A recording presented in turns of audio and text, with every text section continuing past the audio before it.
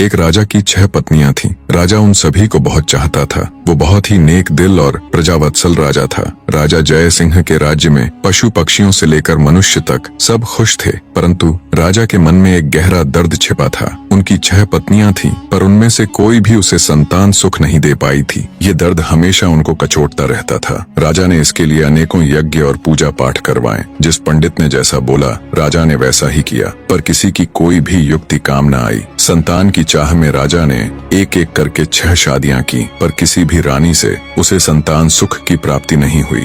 एक दिन राजा जय सिंह शिकार के लिए जंगल गए। वहाँ एक मृग का पीछा करते करते वो जंगल में दूर तक निकल गए। मृग तो भाग निकला, पर अब राजा भूख और प्यास से व्याकुल हो गया। तभी राजा के कानों में पानी के बहने की ध्वनि पड़ी। ध्वनि सुनते ही राजा की जान में जान आई। सोचा, जरूर आसपास ही कोई पानी का झरना है। भूख न सही, कम से कम प्यास तो मिटेगी। राजा ने ध्वनि की दिशा में तेजी से अपना घोड़ा दौड़ा दिया। जल्द ही राजा की आंखों के सामने एक बड़ा झरना था, पर जब राजा झरने के पास गया, तभी उसके कानों में एक स्त्री की आवाज पड़ी। अंधे हैं क्या? दिखाई नहीं देता एक लड़की स्नान कर रही है। भूख प्यास से व्याकुल राजा ने उस तरफ तो ध्यान ही नहीं दिया था। लड़की की आवाज सुन राजा चौंक गया। उसने तुरंत अपना मुंह फेर लिया और बोला, क्षमा करे देवी, मैं इस जंगल में बहुत देर से भूखा प्यासा भटक रहा हूँ, जिससे विचलित होने के कारण मैं आपको देख नहीं पाया। इतना कह राजा मुंह फेरे ही वहाँ से कुछ दूर चलकर खड़ा हो गया। कुछ ही पलों में वह लड़की स्नान से निवृत्त होकर राजा के पास आई। उसने सूखे वस्त्र धारण किए थे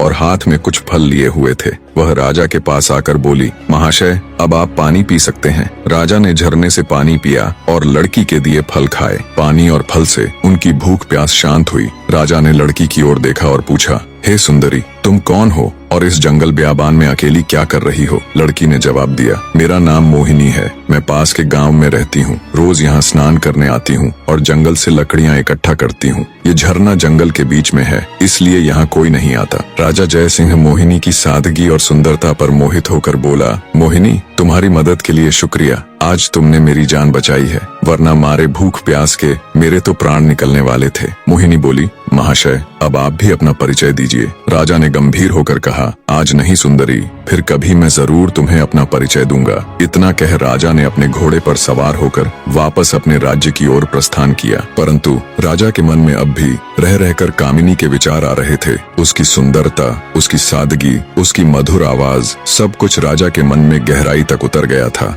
महल में लौटने के बाद भी राजा के मन में वो ही सब चल रहा था। राजा को समझ नहीं आ रहा था कि 6 रानियों के होते हुए भी वह उस अनजान युवती के प्रति इतना आकर्षित क्यों है। कुछ सोचकर राजा अपने भरोसेमंद वजीर गौरीनाथ के पास जाता है। बने रहे।